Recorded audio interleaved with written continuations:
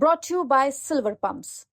Top quality और consistent performance के लिए सिर्फ सिल्वर पंप नाम याद रखना। जब जब चुनाव आता है तभी तभी आखिर क्यों सभी एजेंसी जो है ईडी, आईटी और सीबीआई को आगे कर करके और बीजेपी के लोग ये बदले लेने की भावना से ये लोग इस तरीके का कार्रवाई करते हैं। ये ईडी, आईटी और सीबीआई के लोगों को आगे करके बदला लेता है लोग, लेकिन आज तक मिला क्या लालू जी बीमार हैं और उसके बावजूद बार बार उनको तंग करना ये सही नहीं है। दिल्ली राव एवेन्यू कोर्ट ने लालू प्रसाद यादव समेत उनके परिवार को समन भेजा है। हमारे साथ आरजेडी के विधायक मुकेश रोशन है। लालू प्रसाद यादव के पूरे परिवार को एक बार फिर से समन आया है, क्या कहेंगे?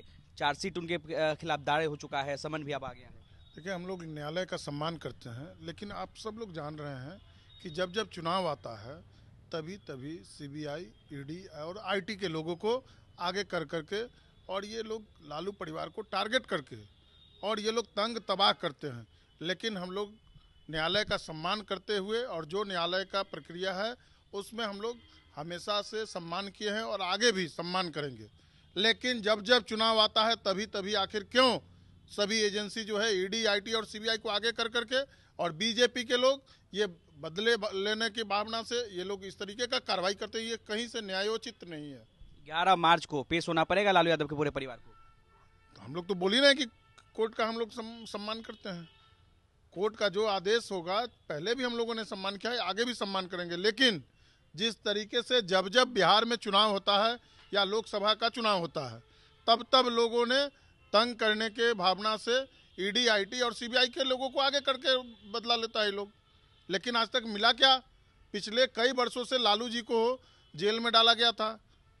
न्यायालय से हम लोगों को उम्मीद था, न्यायालय ने न्याय देने का काम किया। लालू जी बीमार हैं और उसके बावजूद बार बार उनको तंग करना ये सही नहीं है।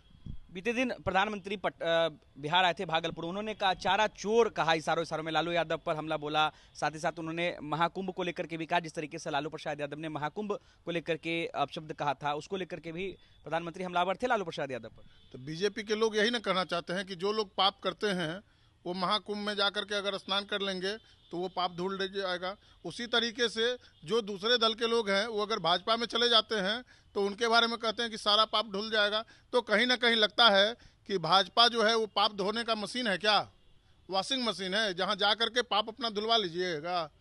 तो बीजेपी के लोग ये सब भ्रमित करते रहते हैं लोगों को। और जो लालू जी पर जो आरोप लगाए हैं लोग, ये कतई सही नहीं है। लालू प्रसाद यादव जी सामाजिक न्याय के महानायक हैं। लेकिन प्रधानमंत्री ने चारा चोर कहा उन्हें। अरे अब प्रधानमंत्री जी कहां तक नीचे गिरेंगे वो आप देखते रहिए ना। प्रधानमंत्री जी का अब यही सब भाषा का दुरुपयोग जो है वो जनता, लोकतंत्र में जनता मालिक होता है और वोट के चोट से इस बार 2025 के चुनाव में बीजेपी और एनडीए का सुपड़ा साफ करने का काम करेगा जनता मालिक। चलिए, तो आरजेडी विधायक मुकेश रोशन हमारे साथ हैं और उन्होंने कहा है कि वोट के चोट से इस बार जनता जो है वो बीजेपी को जवाब देगी। अनिकेत कुमार, बिहार तक, पटना।